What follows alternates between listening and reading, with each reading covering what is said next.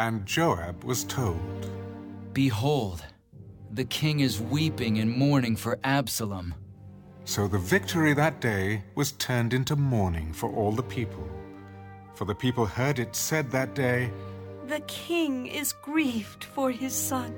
and the people stole back into the city that day, as people who are ashamed steal away when they flee in battle. But the king covered his face, and the king cried out with a loud voice, "Oh, my son Absalom! Oh, Absalom, my son! My son!" Then Joab came into the house to the king. Today, you have disgraced all your servants, who today have saved your life, the lives of your sons and daughters, the lives of your wives, and the lives of your concubines, in that you love your enemies and hate your friends. For you have declared today that you regard neither princes nor servants.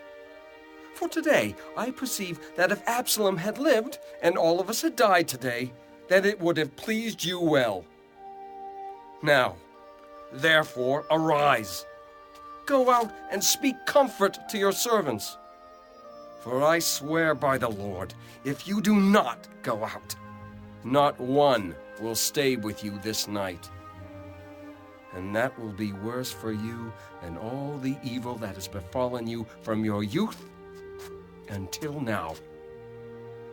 Then the king arose and sat in the gate. And they told all the people, "There is the king, sitting in the gate." So all the people came before the king, for everyone of Israel had fled to his tent. Now all the people were in a dispute throughout all the tribes of Israel.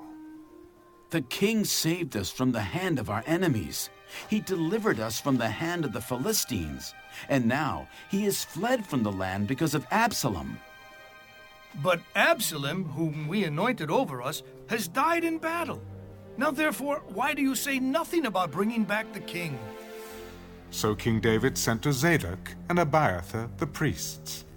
"Speak to the elders of Judah, saying, Why are you the last to bring the king back to his house, since the words of all Israel have come to the king, to his very house? You are my brethren. You are my bone and my flesh. Why, then, are you the last to bring back the king? And say to Amasa, Are you not my bone and my flesh? God, do so to me, and more also, if you are not commander of the army before me continually in place of Joab."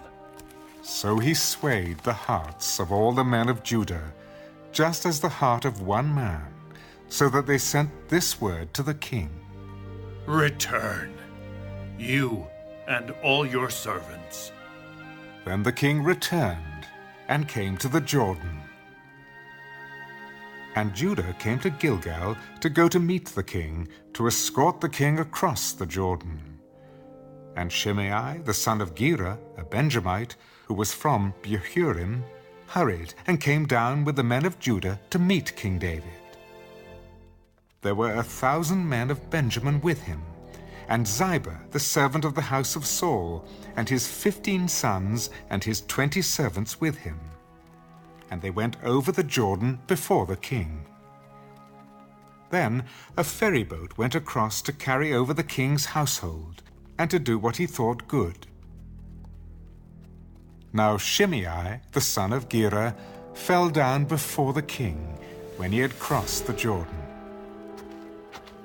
"Do not let my lord impute iniquity to me, or remember what wrong your servant did on the day that my lord the king left Jerusalem, that the king should take it to heart.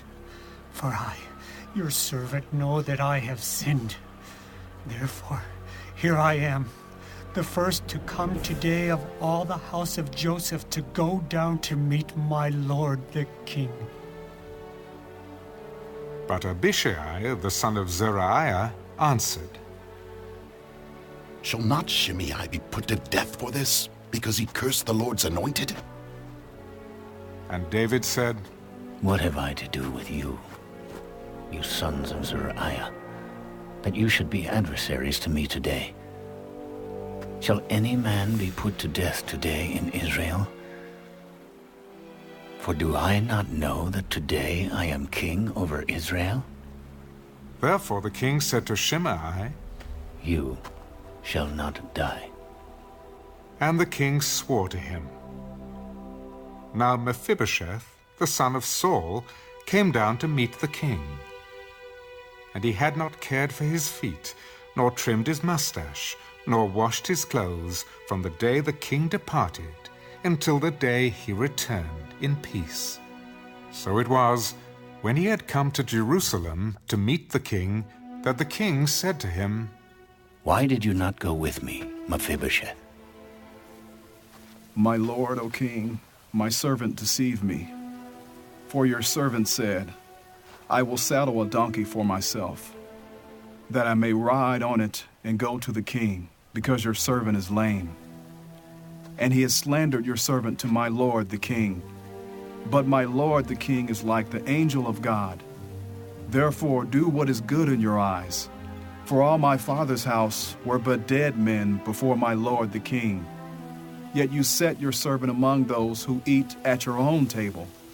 Therefore, what right have I still to cry out any more to the king? Why do you speak any more of your matters? I have said you and Ziba divide the land.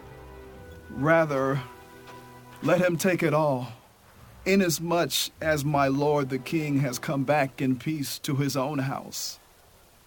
And Barzillai, the Gileadite, came down from Rogelim, and went across the Jordan with the king to escort him across the Jordan. Now Barzillai was a very aged man, 80 years old, and he had provided the king with supplies while he stayed at Mahanaim, for he was a very rich man.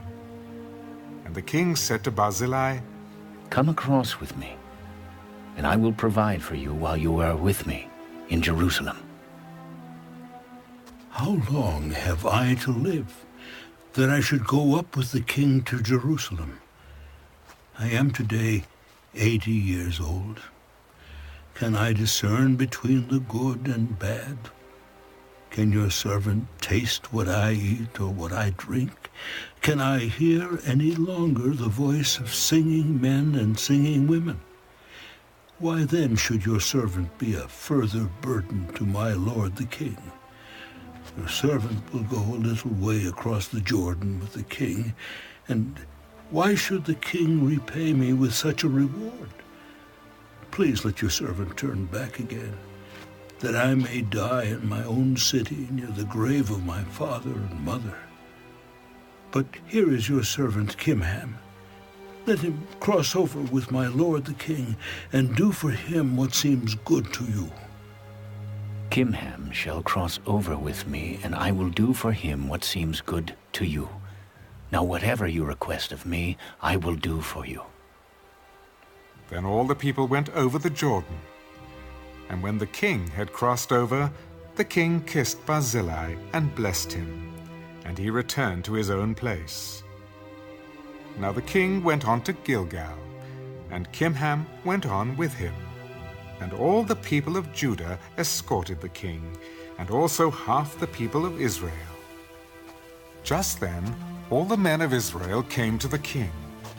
Why have our brethren, the men of Judah, stolen you away and brought the king, his household, and all David's men with him across the Jordan? So all the men of Judah answered the men of Israel, Because the king is a close relative of ours. Why then are you angry over this matter? Have we ever eaten at the king's expense, or has he given us any gift? And the men of Israel answered the men of Judah, We have 10 shares in the king. Therefore, we also have more right to David than you. Why then do you despise us? Were we not the first to advise bringing back our king? Yet the words of the men of Judah were fiercer than the words of the men of Israel.